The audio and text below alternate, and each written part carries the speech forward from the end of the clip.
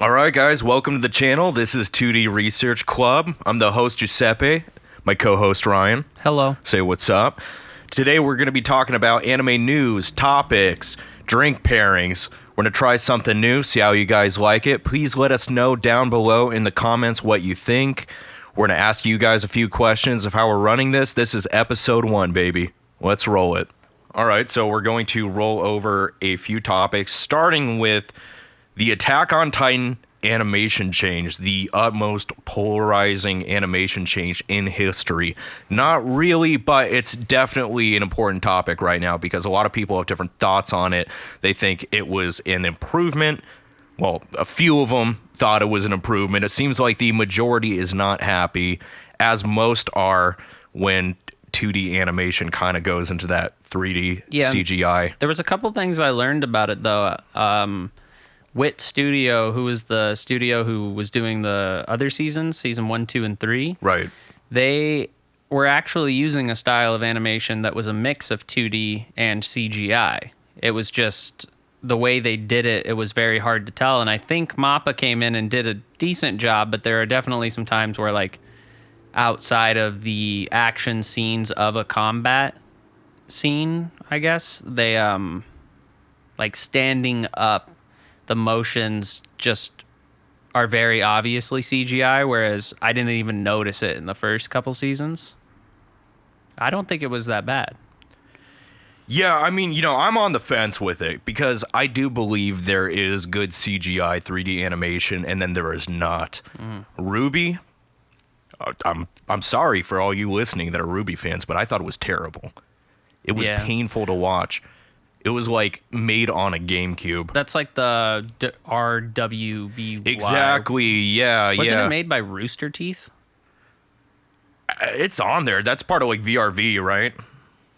I'm not sure. I remember seeing something a long time ago, because Rooster Teeth is the people who did Red versus Blue. And I think I remember seeing something that they did Ruby. Well, credit is due. It was made by one guy. It was the whole concept and everything originally. Rest in peace. He's no longer with us. And it has improved, but I thought it was a little painful to watch. And, like, there are disappointments. Like, we talked about this briefly in the pilot. It may or may not be up, so I won't go over it too long. But with Ajin, that one was a little nasty. Yeah, that one wasn't the greatest. But and just a little bit more information I saw. I didn't know that MAPPA was the studio that did Yuri on Ice, which I think is just a total switch from like Yuri on Ice to Attack on Titan, the final season too. They should do a crossover. Titans on Ice. Oh, I was just about to say, what would that look like? Just Titans on Ice? That would be so beautiful and disturbing at the same time. But interesting, just little side note about Yuri on Ice. I don't know much about it, but I have a friend that's really into it. I found a Yuri on Ice t-shirt at a thrift store, like a warehouse thrift store, just one with like heaps of clothing. It was like $3. He was so stoked on it. That's not a bad find. I told him I spent $25. Did you charge him? Okay, I spent $25 and then, gas, so like $30. That would be pretty shitty for a gift, It's like, look, you can have the gift, but I did have to pay for shipping, bro, so that's not free, It's like, happy birthday. Oh, you put the receipt in there. Is that so I can return it if it doesn't fit? No, that's how much you owe me. Bro, that's for reference. So anyways, you gonna like PayPal, Venmo? What do you have? Yeah, Cash App, Zelle, it's all cool, We're going to drop our link below, and no, I'm totally kidding, but... Yeah, so ultimately, do you think people are happy with the change? I think, because I didn't even really notice it. I wouldn't have I'm not too, I don't notice those things very often when they happen, but I was watching the first part of the final season last year, and I didn't even know that they had changed studios.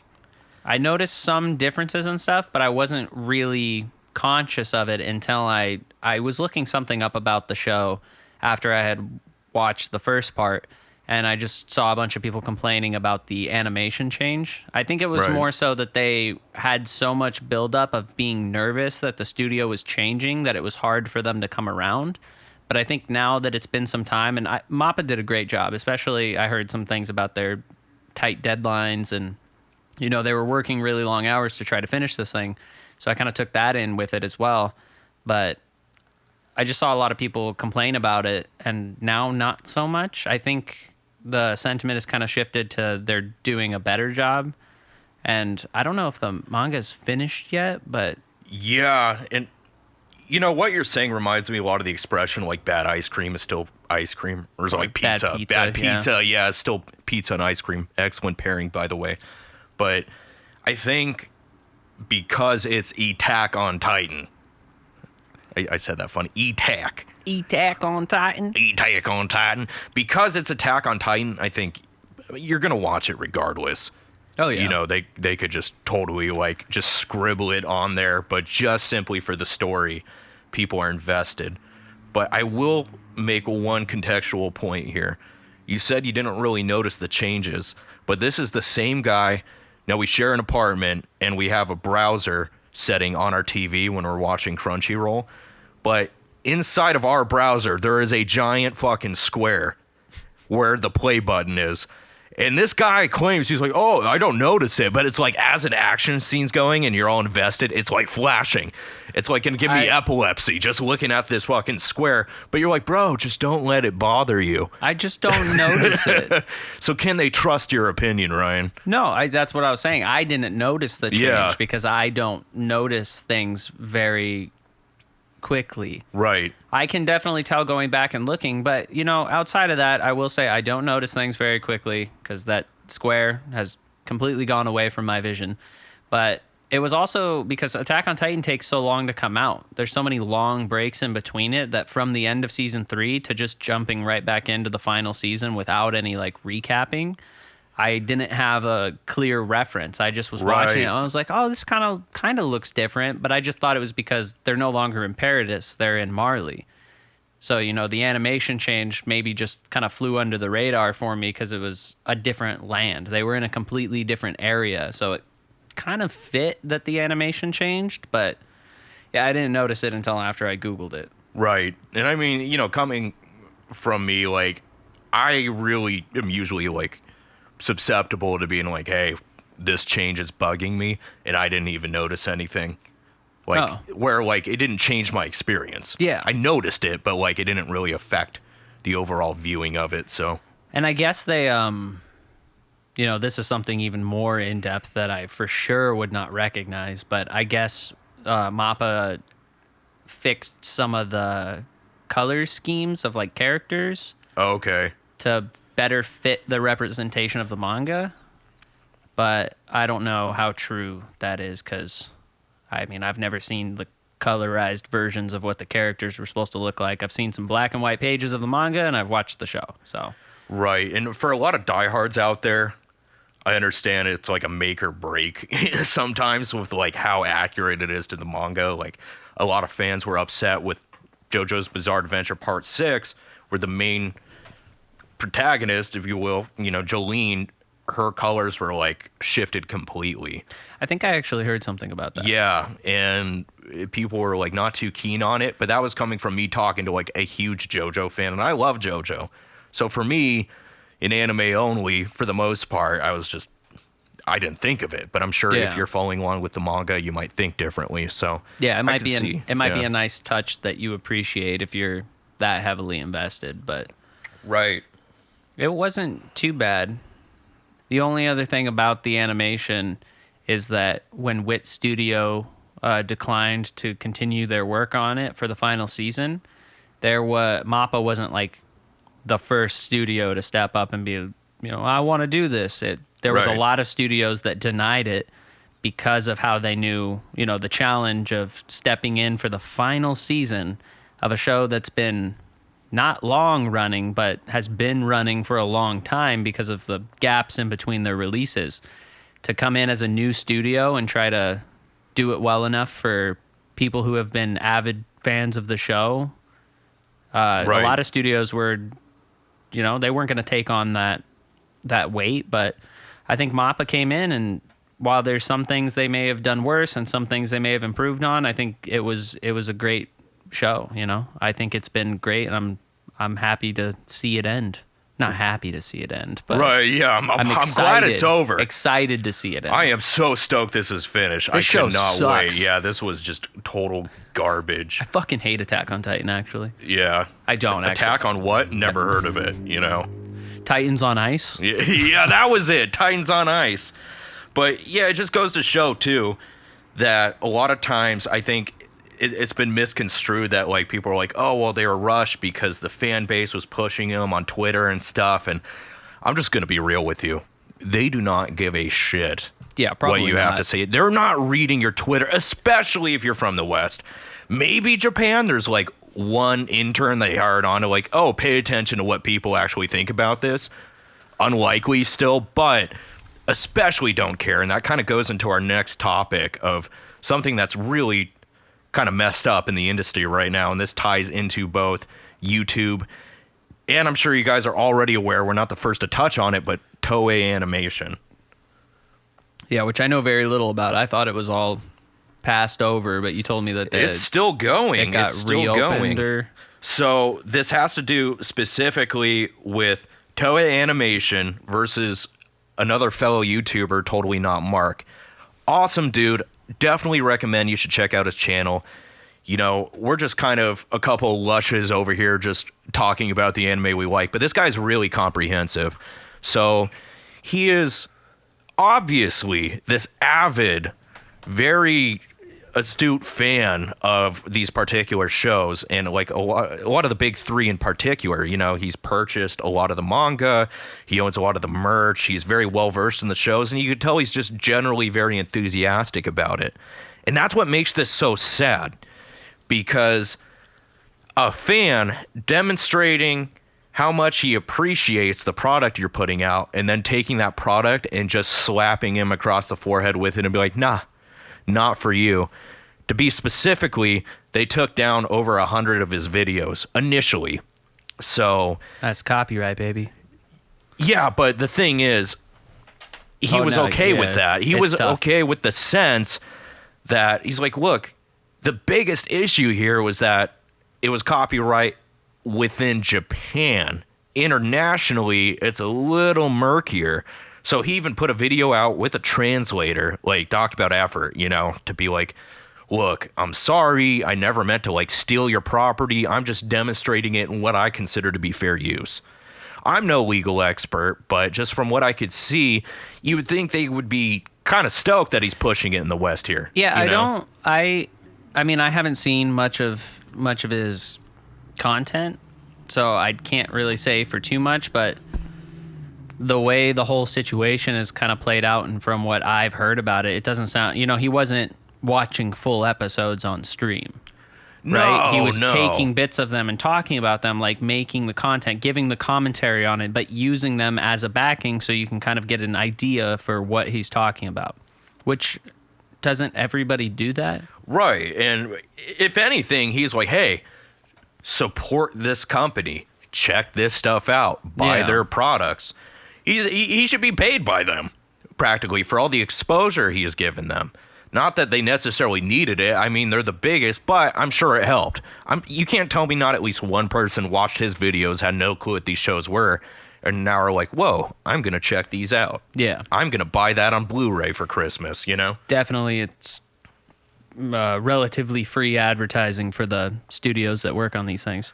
Right. So, in short, YouTube pulled up its big red britches and it was like, you know what, we'll step in, we'll do something.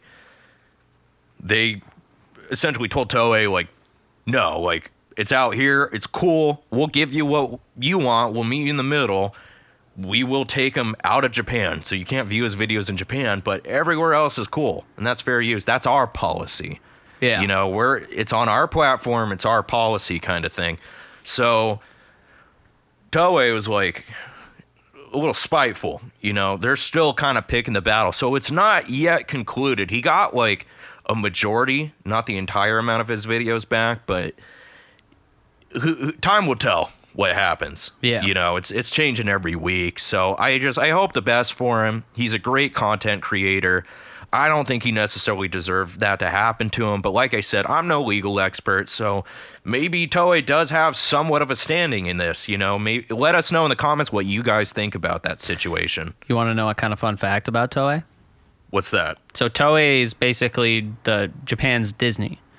Because, I mean, if you think about it, we're kind of one in the same, you know, with the Disney adults. Like the people who are really into Disney. Right. Like, we're kind of just like that, but with anime. Yeah, and I mean, you know, I'll admit to it. When I was a kid, I definitely thought, and you tell me right now if it's Ghibli or Ghibli, because I hear both all the time. I have been informed multiple times and through much research that it is Ghibli.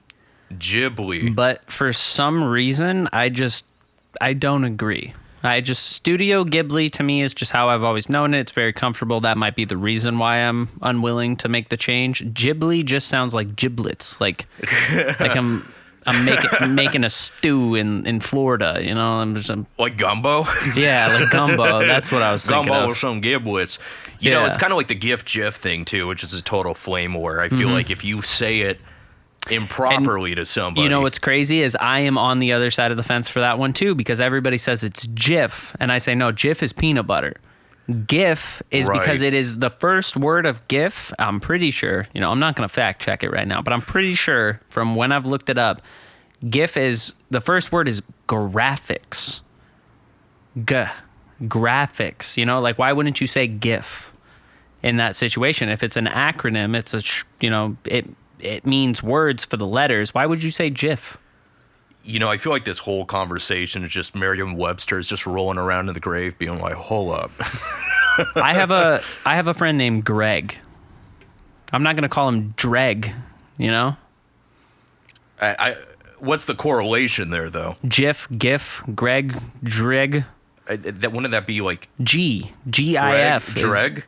Dreg. Oh, I thought you said dreg. Like a J noise. Yeah. Like the G, though, for graphics. It just makes sense to me, but everybody says it's GIF, and I just... I think GIF sounds better. But, I mean, that's the same thing, you know, like, we can argue how to pronounce something all day long, but, I mean, who determines that, you know? Different cultures pronounce different things. Like, look at how, in anime, have you ever heard somebody say McDonald's? Oh, yeah. Like, the way people pronounce things in different cultures all around the world is just so vastly different. And, you know, it's not like if somebody says, oh, did you see that GIF I sent you? I'm not going to, like, light them up about saying it incorrectly. I'm just going to say they say it differently than I do. You know, it's one of those things. I've always, when someone corrects me on a word, because I make up words all the time. I would like to think I have an extensive vocabulary. Of made-up words. Majority of which I've made up, right. And I look at them when they, like, correct me on a word, and I'm like, who are you? Who do you, the audacity, who determined the absolution? Like, this is a word, it's set in stone, I decided, I'm king shit. We all make words, baby. A word's just made by another guy. You could be that guy that makes a word.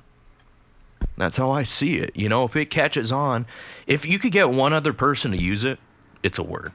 Yeah. That's how I see it.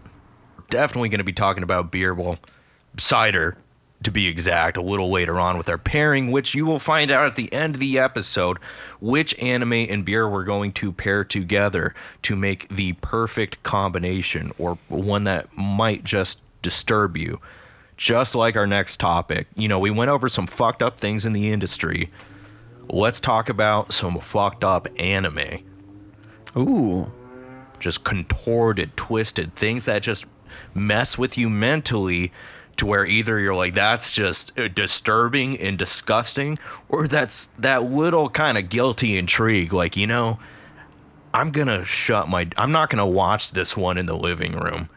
Because I could not live with the thought of someone walking in while I'm like, you know, Food Wars is bad enough when you're watching Food Wars and you have to explain, no, I swear they're just eating. They like the food. His power is that his food is so good it makes people lose their clothes. That doesn't happen. But to us, it does. It makes sense, but Have you ever had my eggs? That's already disturbing. Well, so I don't want to say I'll try your eggs. Yeah. But I will have some. Well, if you do, you're going to lose your clothes, and that's the whole point. Can we talk about also how, like, watching anime like that in public has become so much easier with wireless headphones? Yeah, that's true. I can't tell you how many times I've, like, pulled up a video or something that I didn't want to watch in public. Wait a minute. I have wireless headphones. I'll just pop those in, sit in a corner, and just watch what I want to watch. I feel like it's the technological skip from the guy that you always see the picture of, like, he's in a train station. He has this one book open, but there's, like, some real, like, nasty shit that he has in the middle. So it has, like, the outer binding of some other book, like physics, and then there's just some, like, froppy looking, like, nastiness in there.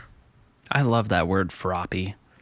Like the character froppy, like My Hero froppy. Oh. Not like as descriptive, like, yo, that's froppy. But Oh, like, I was thinking descriptive. Can we start using that as a descriptor? Like, damn, that shit froppy. ask the guy who makes words. Apparently he gives a shit. I need to talk to Miriam. Miriam! Miriam and Webster. Give me both of them in a room for a meeting. We need to have a sit down. I want to add froppy as an adjective. Yeah. But if you gave the context to why, they're like, well, where's froppily? Froppily. Froppily. That's an extension of froppy, by the way, but where does it come from? And you like, I don't even know if I should talk about it here. Most of you guys probably know the video I'm talking about with, like, Deku. She's like, I'm riveted for your pleasure. Oh, my God. It's more comical than, like, no one's looking at that to, like, oh, yeah, like, this is something. It's mostly like, who made this? Yeah. Oh, my God, man. We're going to have to do a whole episode on just, like, a deep dive into Rule 34. Because the amount of shit that people... The amount of shit people have made that I'm just... Who makes this? There is a hard-working community of people out there that just make shit that I don't know who it's for, but I'm glad they have it, you know? But I suppose it's time we celebrate those who have, notably so. Oh, yeah.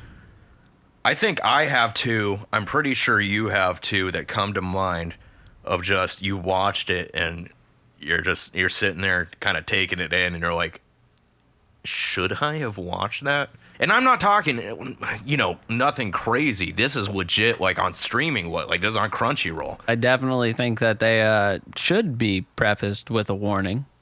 Yeah.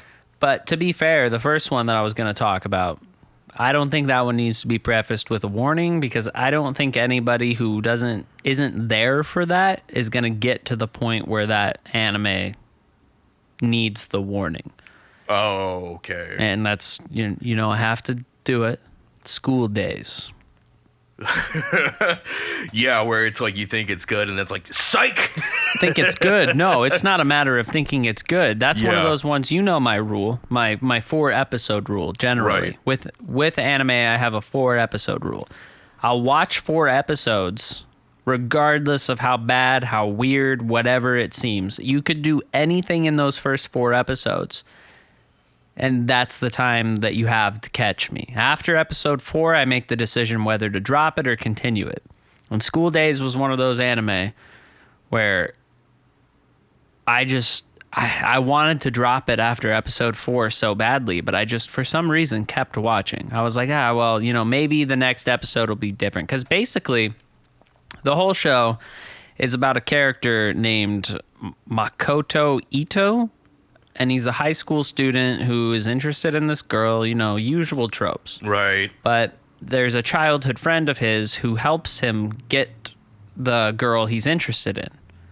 And then every episode after that, instead of the girl that he was originally interested in, he sleeps with every girl who's trying to help him or trying to sabotage him, regardless of, you know, depending on where the story goes.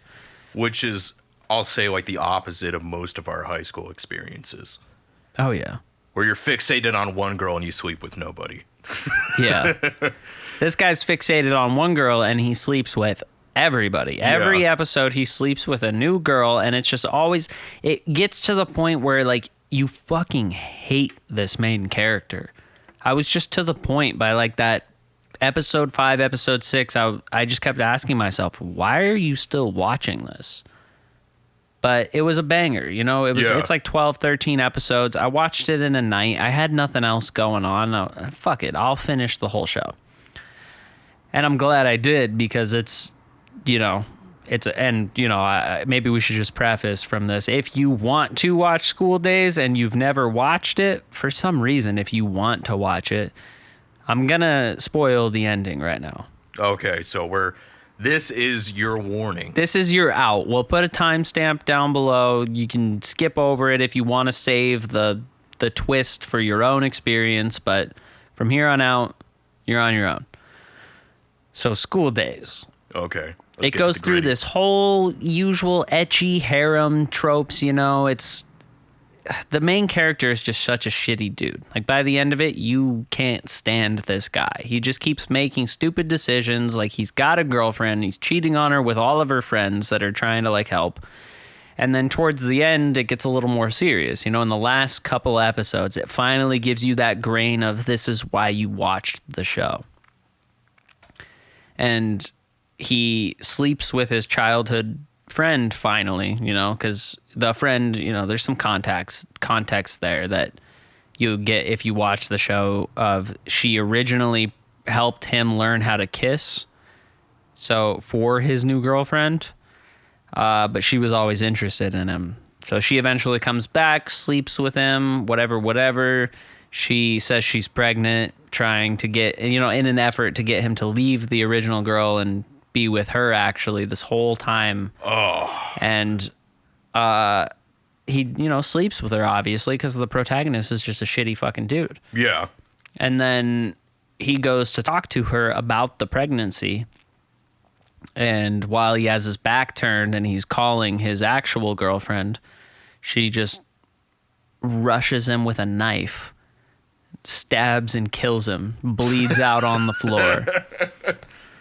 And then the actual girlfriend shows up, sees his corpse, and has an inkling of who did it, you know, whatever. She goes through his phone and reads the text about her saying she's pregnant. And then texts her from the dead guy's phone saying, meet me on the roof. And so this girl's freaking out like, yeah, I thought I killed him. Like, is he up there waiting for me? Goes up to meet him, who she ends up finding the girlfriend standing up there with a duffel bag of his corpse cut up into, you know, segments. Makes it easier to carry. Wait, so the girl who killed him stuffed into the duffel bag? No. His girlfriend. Stuffed it into the duffel bag. Yeah. So not the girl who killed him. The one that would find the corpse. The girl who killed him leaves the apartment, and then the actual girlfriend of the show, I should fucking just look up names. So they're both fucked up. Yeah, a little bit. Okay. The actual girlfriend's just a little kind of innocent, you know? But she gets there, sees his corpse, chops him up, puts him in a duffel bag. Wait, so she chopped him up, too? Yeah. I thought he was already chopped up. No, he was just dead. So that's not that innocent. Yeah, like, they don't show it, couldn't be like, oh, I'm so sad he's dead. Let me just chop him up so he's easier to carry around. Like, you were almost equally a fucked up individual. The whole purpose of it is for transportation, because she brings the duffel bag to the roof of the school, invites that other girl, kills the other girl to cut her open to see if she was lying about the pregnancy. Yeah. And one of the last scenes is her cutting open and opening her stomach and saying, I knew you were lying because there was no baby in there. And then she takes the guy's head out into the middle of the ocean and just like fetal position cuddles with it so that they can be together. It does not go the direction you think a show like an ecchi harem is gonna fucking go. Yeah. But I'm glad I stuck through the bullshit, because it's kind of a shitty show. Like, you're watching it and you're like, why am I watching this? But once you get to the end, oh, it all becomes worth it. But yeah, it's a hard one to recommend to people because, you know, generally people don't like those shows anyways. At least for like recommendations just amongst the common people folk, you know? Yeah. You know, that it's funny because the one I am about to bring up is almost the polar opposite. It What's that? starts with just the most disturbing first episode and then tails off into like smooth sailing and story. But I'm talking about Goblin Slayer. And a lot of people have seen this by now, but if you haven't, yeah, the first episode is kind of what makes or breaks it. That's the polarizing part of the show where people have been like, this is too fucked up. I can't watch it. I personally think they're missing out. So on Crunchyroll, it was like the first show, at least I've noticed, that like you have to like click the little button waiver. Like, are you sure you can handle this? Like, are you positive? Like that Call of Duty game? No Russia? No Russian? Is it no Russian? You know what I'm talking about? Sure, yeah. With Goblin Slayer, here's why I don't necessarily have a problem with it. It is disturbing, yes. It does make you feel a way, yes.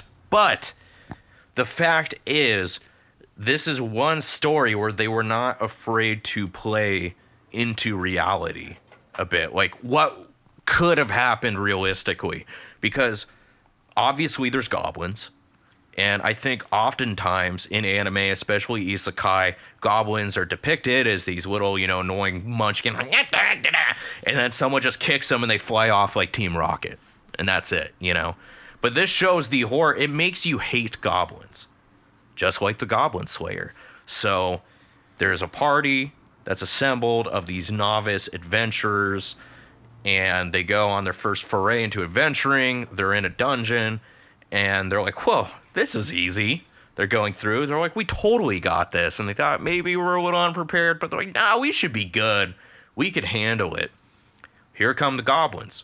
And they're like, what's this little guy going to do? Oh, they did a lot. They pillaged, they killed, they murdered. It's gruesome. And that's all I'm going to say. Because there are more expressive words that I have determined might not be appropriate to use right now. But as you can imagine, the goblins force their way into humanity in a lot of different ways.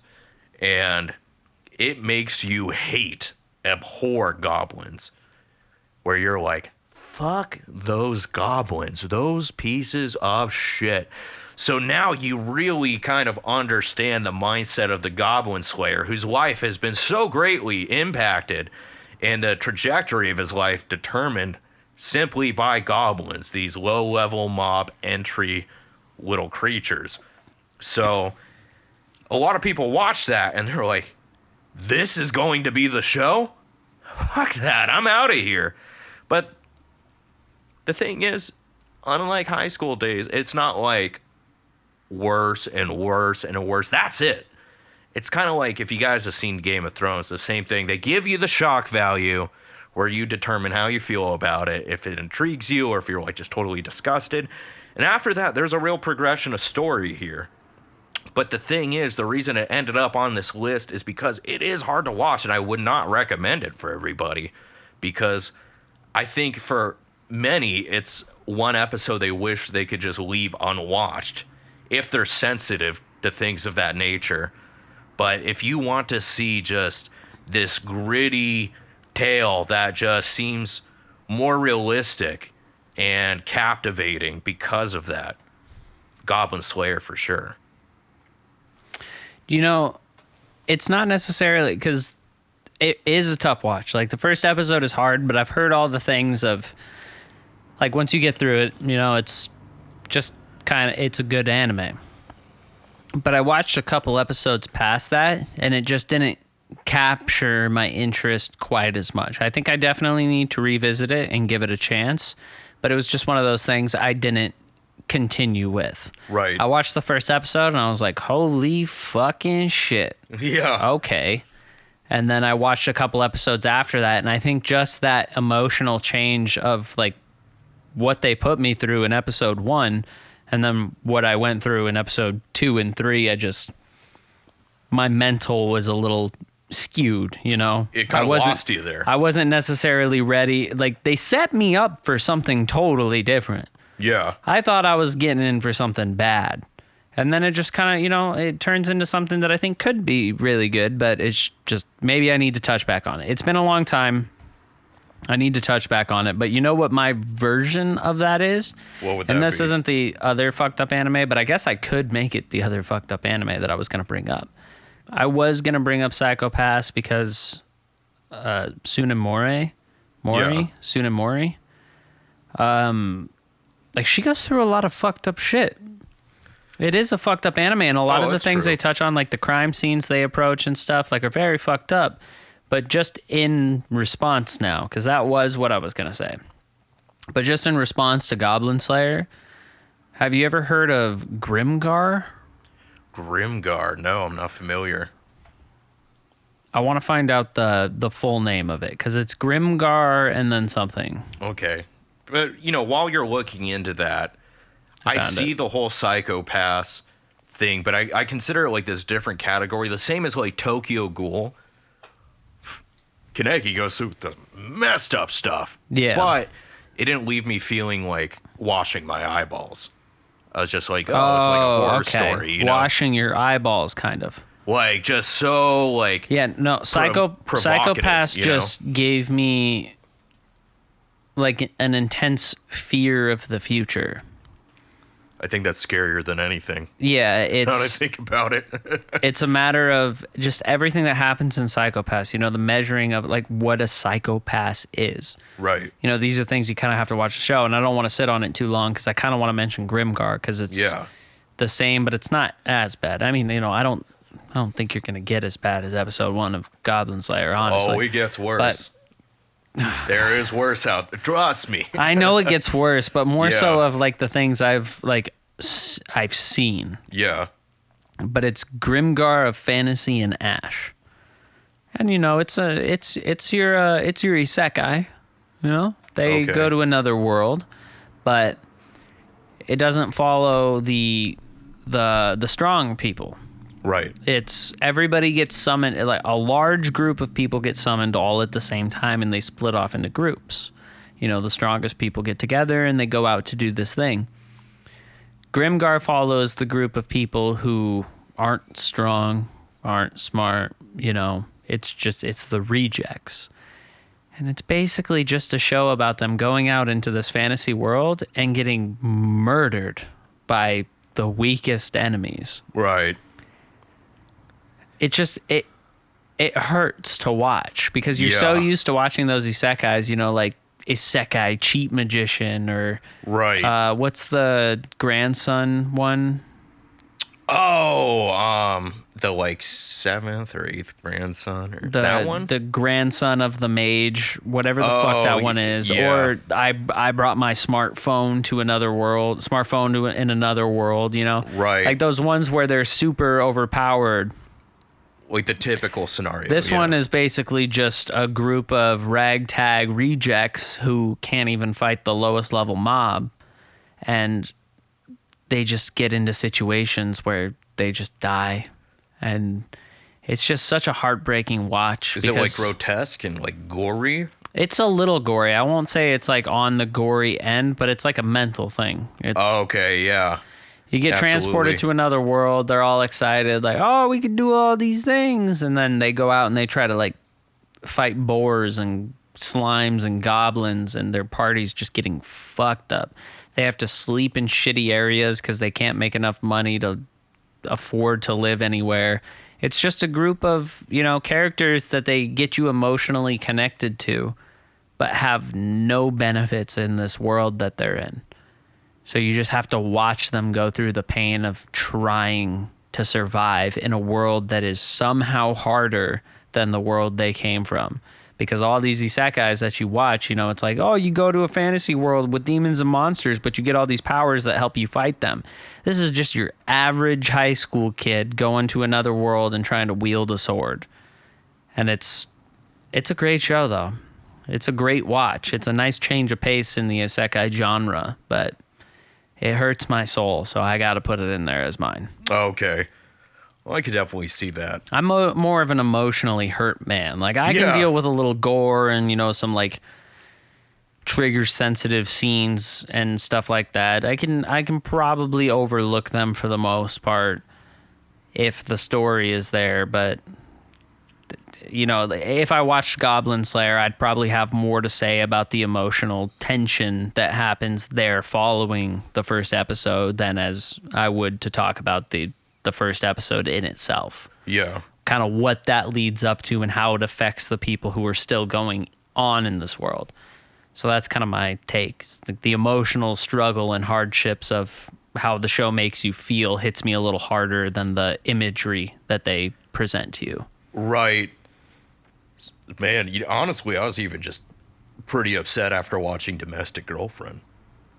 Yeah, that's a tough an one. emotional roller coaster. Yeah, that is an emotional roller coaster, but in a completely different way. Oh, yeah, totally different way. But, I mean, this has to probably be, like, the top disturbing Are you one about to me. Fucking hit me with it? I'm going to drop it. I Googled fucked up anime earlier, and I saw what you're about to say on there. It was, like, at the top of the list. Yeah, it's so messed up they felt compelled to redo it and reanimate it, too. But, so... This one, you guys may or may not be familiar with it. It wasn't like a major hit, but it has its cult following. But this is based off of, I believe, a visual novel of the same name, but Higurashi When They Cry. Have you seen any of it? No. Before? I honestly haven't even heard of it.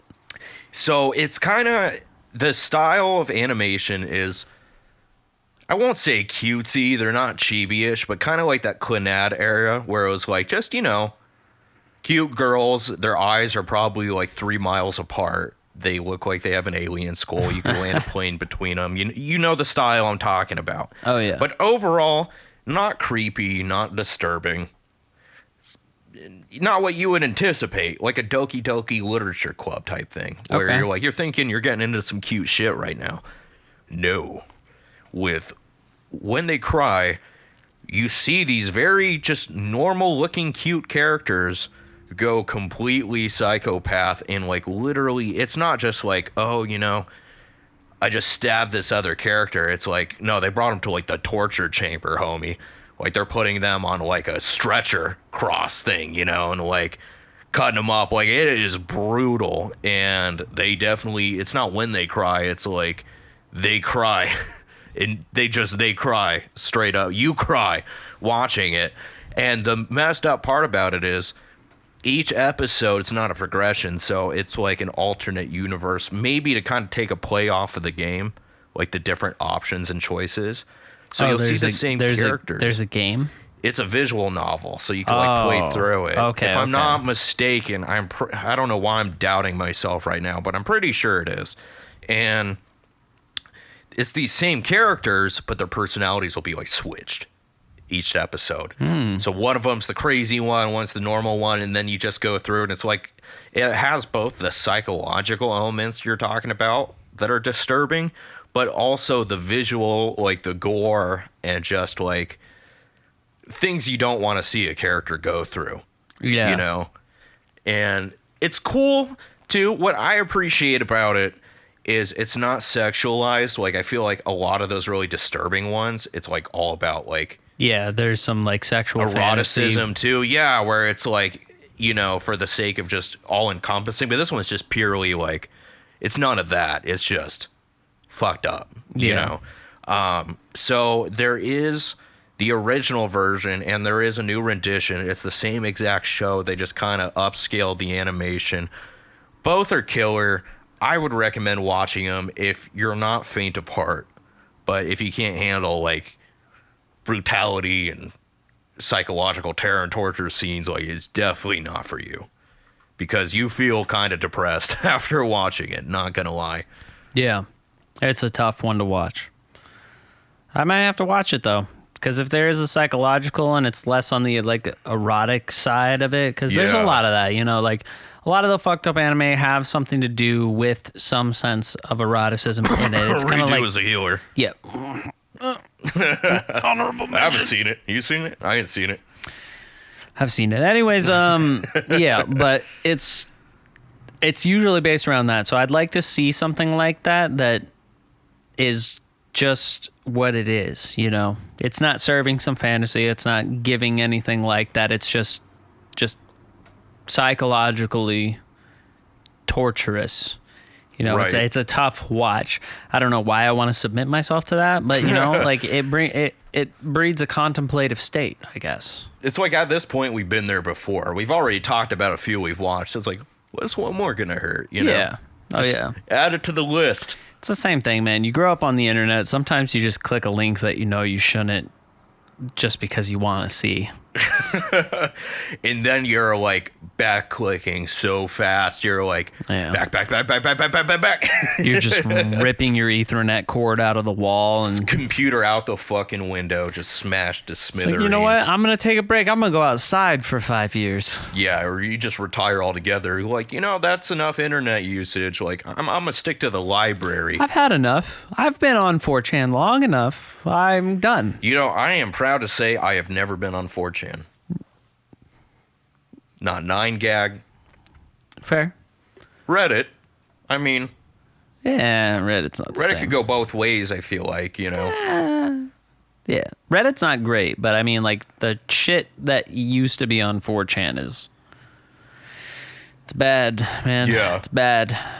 It's bad. I don't go on there anymore, but, you know, it was the hot thing to do back in the, like, late 2000s. Right. Like 2006 to 2012, I feel like was just prime. You just go on 4chan for fucked up things. I mean, and I'll even say, like, the way I use Reddit, I feel like, is the way a lot of people do, but most don't, is it's just another more extensive Google for me. Yeah. Like, why is my It's monitor coming up blank? Well, obviously, I would have to go on Reddit from my phone, but, like, I'll look it up on Reddit because sometimes you just look at those bullshit WikiHows. They're like, did you try unplugging it? Step 2, blink. You know, so Reddit, sometimes people will be very informative, but I feel like there's that different breed. Like, there's, like, the Redditor. Yeah, That, like that the seeks out, Redditor. like, the deep, dark, cavernous depths of Reddit. There you are know? definitely some fucked up subreddits, but I mean, like, that's a whole other thing. Yeah.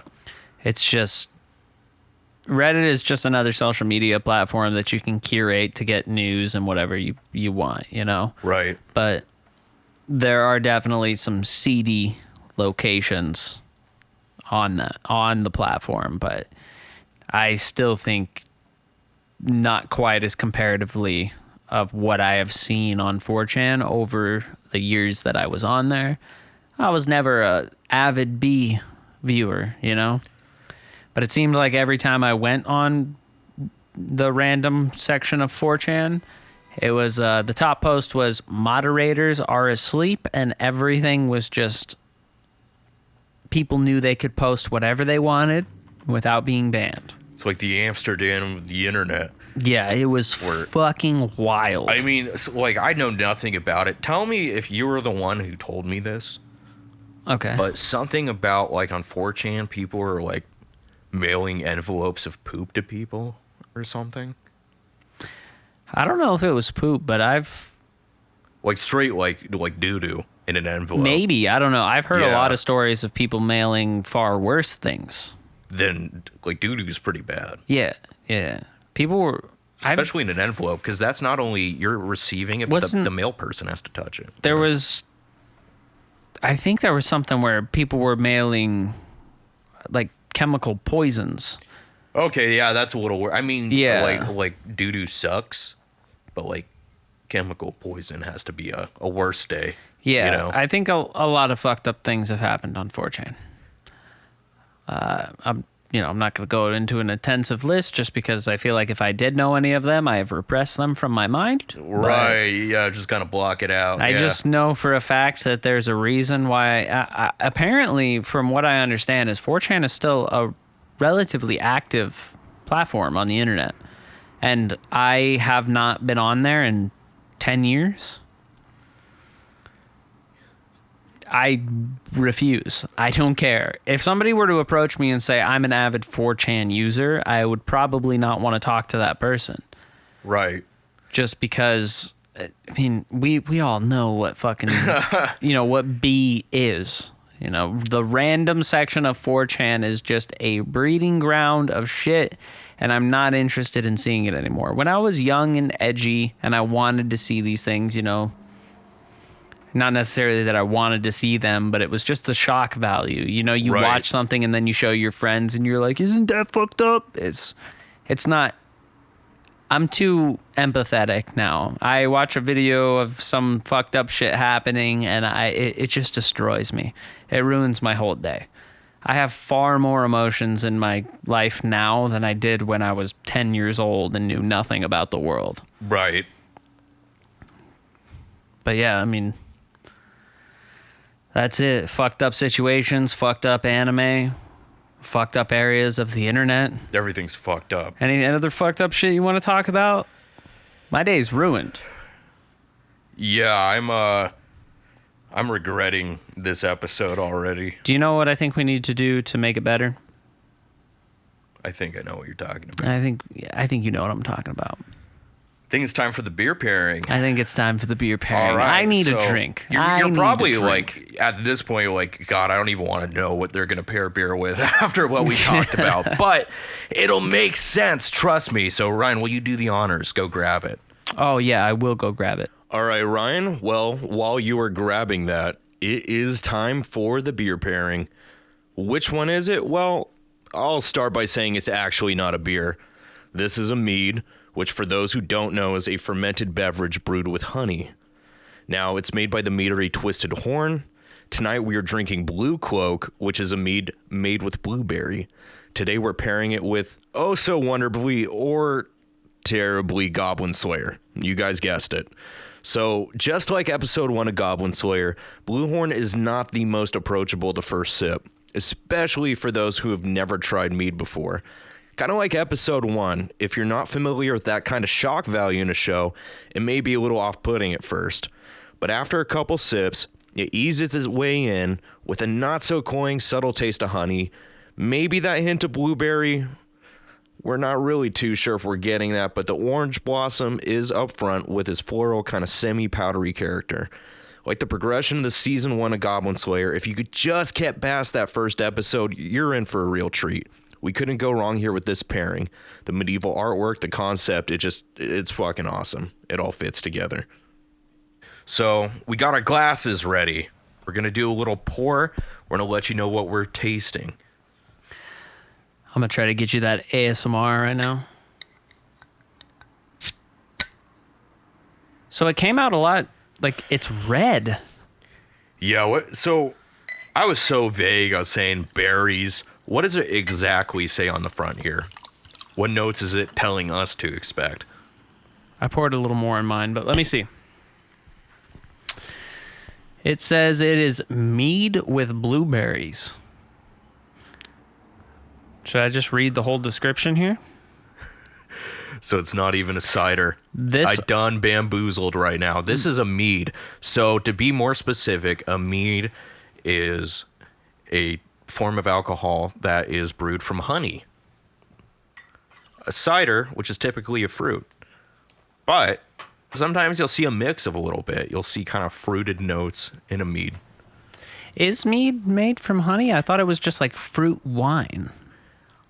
I'm pretty sure. So where I grew up, there's a place called Golden Coast Meadery. Shout out to them. But when I've had it, they explain the process of like how much honey it took to create like a barrel of mead. So to my knowledge, it's honey, but maybe it could be classified other like how Ciroc is like grape and other vodkas are potato. Yeah. Goose is wheat. So Well, here, I'll just give it a quick read because it does say something about honey. okay. So, the Blue Cloak mead with blueberries from Twisted Horn. It is an old world style with a twist. This off-dry libation was crafted using a combination of locally sourced orange blossom, honey, and blueberry. Floral aromatics of orange blossom and berry give ways to lush fruit and honey flavor with a bright finish to further enhance this delicious melomel. Okay. Let's try it. Yeah, let's give it a try. Let's give it a sip. I will tell you right now, I've had an allergic reaction every time I've drank in mead. So cheers, buddy. get ready for that. All right. I'll get the needle.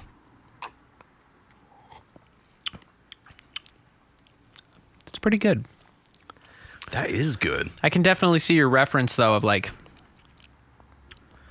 if I just took one drink and made the decision whether or not to keep drinking, I wouldn't. I would not keep drinking this. But you know what? I'm going to give it a couple more drinks and I'm going to see how it feels. All right.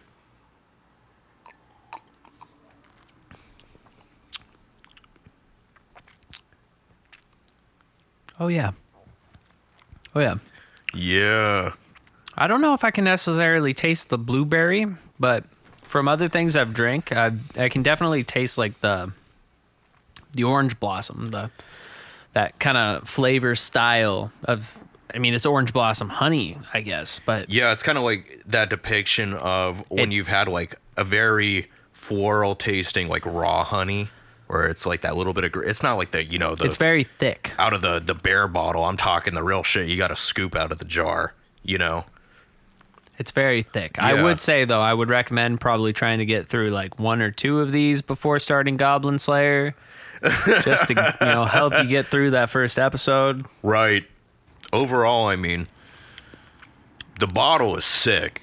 Oh yeah, The artwork, we're gonna put it up on the screen here. We'll put some footage and pictures and stuff But, up there. Like I'm already a fan of mead, so I would definitely drink this again.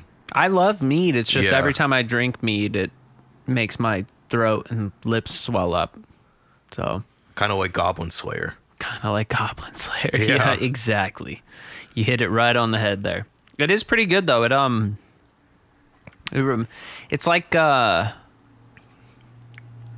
adult apple juice almost. It's kind of got that like fruity, juicy flavor, but it's also got that hit. No burn. It's Yeah. very smooth. It goes down. It's thick. It makes you feel like you're drinking an adult juice, but it's good. It is tasty. Yet it's not necessarily as like sweet and cloying as a cider. I would say. This definitely, it's a little rounded off. Much like Goblin Slayer. Yeah. It definitely has that little bit of bitterness to it. So it's like a slightly bitter, sweet juice, which I think is an excellent pairing for Goblin Slayer. You did good. Yeah. You did good on this pairing. I like that. All right, so you heard it, folks. If you're watching Goblin Slayer, check out the brewery Twisted Horn, or meadery, I should say. Blue Cloak is the mead. It's made with blueberries. It's honey. Make sure you're 21 and not allergic to honey or bees and not driving and responsible. Make and sure watching Goblin Slayer. Make sure you're not allergic to driving. Watch Goblin Slayer. Unless you're allergic to goblins, in which do not watch Goblin Slayer. But Yeah. if you are one of the few that is not allergic, definitely check it out. Yeah. I think I'm gonna take the rest of this mead and maybe we'll start Goblin Slayer right now. All right, let's do it. Sound like a plan to you? Sounds like a plan. So, Right. hey guys, I just appreciate you sticking with us. We are the 2D Research Club of only 2 members. The school wants to cancel the club, but there is a way you can help. If you enjoyed what you listened to today, we are so grateful for all of those who subscribe, like, comment, share, put it out there, let a friend listen, also be disturbed. Misery loves company. And just thank you again, because we couldn't do this without an audience, and we're living out the dream right now. Wanted to do this for years, so this is episode 1. Peace.